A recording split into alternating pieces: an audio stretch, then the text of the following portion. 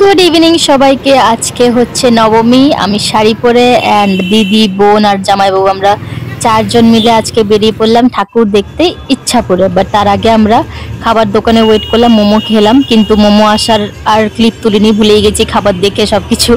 যাই হোক, তারপর খেয়ে দিয়ে চললাম ইচ্ছাপুরে একটা ঠাকুর দেখতে। এইখানে এসেই দেখো কি ভিড়, আমরা কতটা হাঁটলাম, মানে ধাক্কাধুক্কি করতে করতে। যাই হোক, কিছুটা করে এগোচ্ছিলাম। এইখানে ফাইনালি একটু ঠাকুর মানে পান্ডালটার দর্শন একটু পেলাম, তাও সামনে কত ভিড়।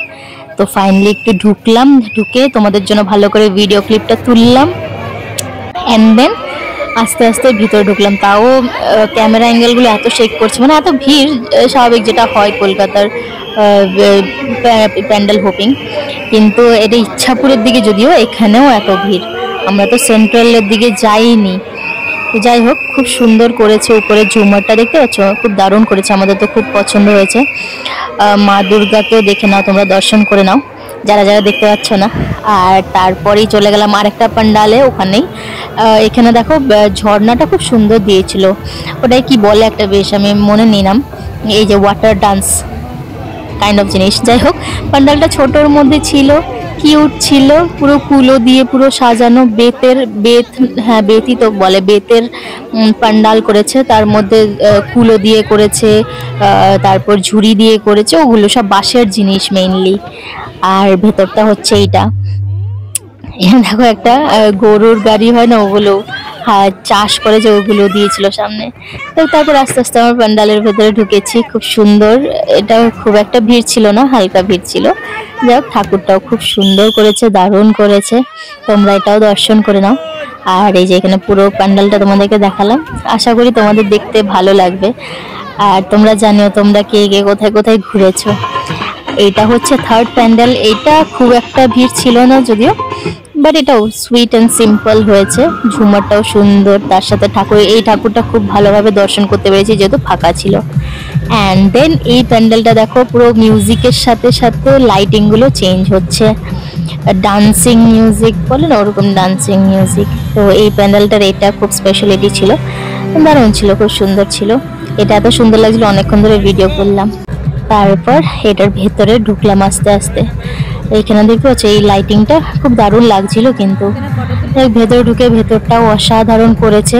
ভেতরটা হচ্ছে পুরো স্টিলের গ্লাস আর বাটি দিয়ে করেছে। দিদিকে দেখো সুন্দর লাগছে না?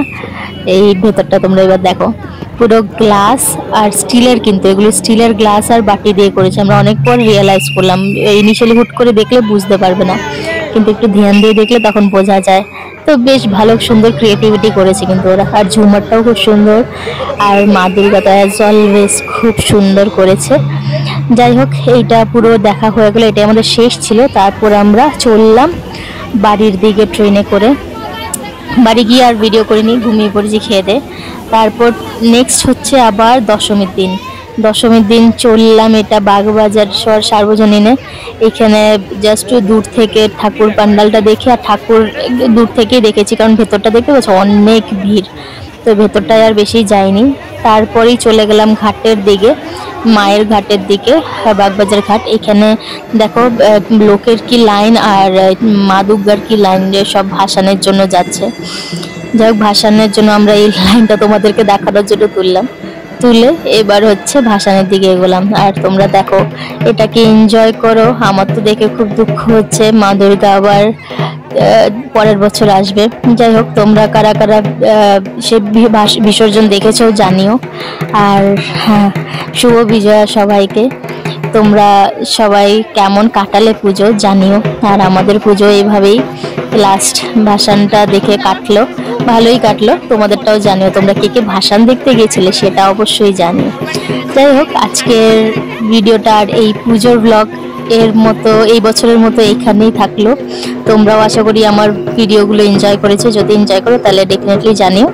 আর এখন ভাসানটা এনজয় করো। Tata, bye bye.